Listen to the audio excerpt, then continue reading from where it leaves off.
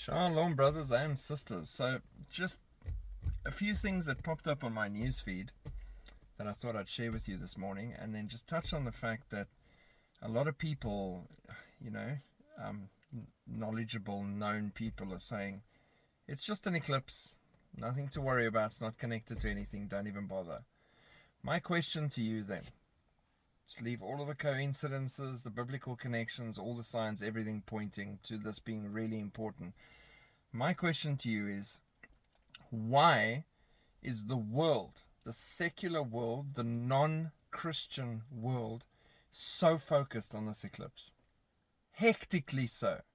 If they're watching it like a hawk, if they are so seriously woken up about it and watching and eyes all on this eclipse, they obviously know that it's important. Why are they so fully into this thing? Listen to these. Why is the National Guard being deployed during the Great American Eclipse on April the 8th? Oklahoma's National Guard is set to be deployed for the upcoming total solar eclipse, when as many as 100,000 people are expected to visit the country. In a statement on Tuesday, the Guard said it would assist emergency management to cope with an unprecedented number of tourists on April 8 in McCurtain County, southeast of the state. The Guard will provide first responders as well as units with hazmat response capabilities in case of an incident like an industrial fire. So because the tourists are coming to come and view the eclipse, we need to make sure we have access to hazmat suits because of industrial fires. In a country where there's regular, unexplained and being investigated train derailments with toxic materials and fires at food processing plants and things like that, now, because tourists are coming, they need hazmat suits in case of an industrial fire. Are they not checking the bags of the tourists? Are they not removing the little things they're bringing with to cause the industrial fires and the toxic materials that you need the hazmat suits for? Doesn't add up to me at all. What I see is National Guard deployed. Why? So that you've got a control mechanism in place. That's what I think. Then the FAA warns of air travel disruptions in the path of the April 8 eclipse. Now, I didn't think that the eclipse could affect an aeroplane's engines and ability to use its nav computers and everything to get to where it's going, but obviously I'm wrong. The Federal Aviation Administration warned of disruptions in air travel before, during and after the total solar eclipse of April 8. The unique total solar eclipse, will bring a path of totality across 13 US states when the moon totally blocks the sun, leaving the sun's outermost layer, the corona, visible to the naked eye. Kind of like a wedding ring. Just putting that out there. So, yeah, that's interesting. I know, yeah, pilots can't fly if they don't see the moon, so now this whole moon solar thing must have them all confused, flying into mirrors with their Boeings. I don't know, but it's interesting. Then, officials warn of widespread cell phone disruption ahead of the solar eclipse.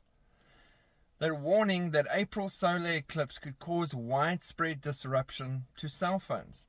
Millions of tourists are expected to flock to certain states along the eclipse path. Right, so huge overload, massive disruption in cell phone communication, National Guard ready to be deployed in case of chaos. What else are they not telling us?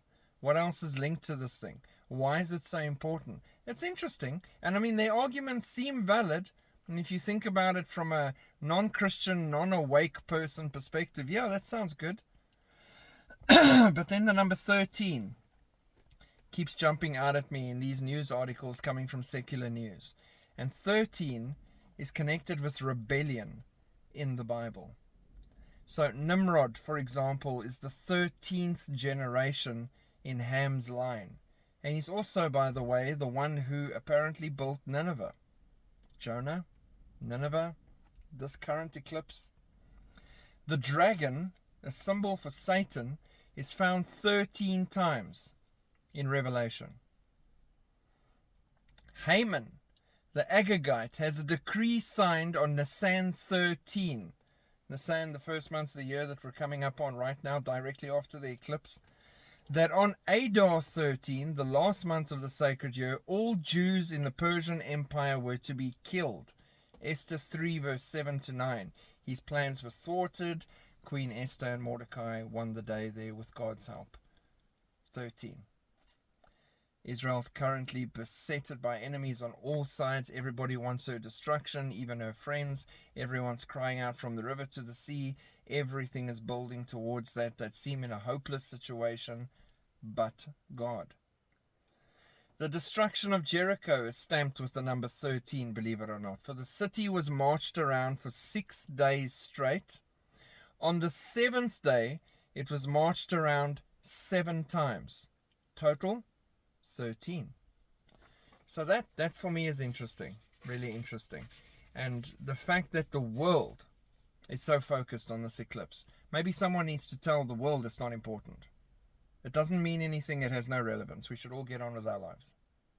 Or they're watching and we should be watching. And we should be reading what we're seeing and getting excited because we're getting closer and closer to the Lord coming to collect his bride. You decide which side you want to be on. God bless and shalom.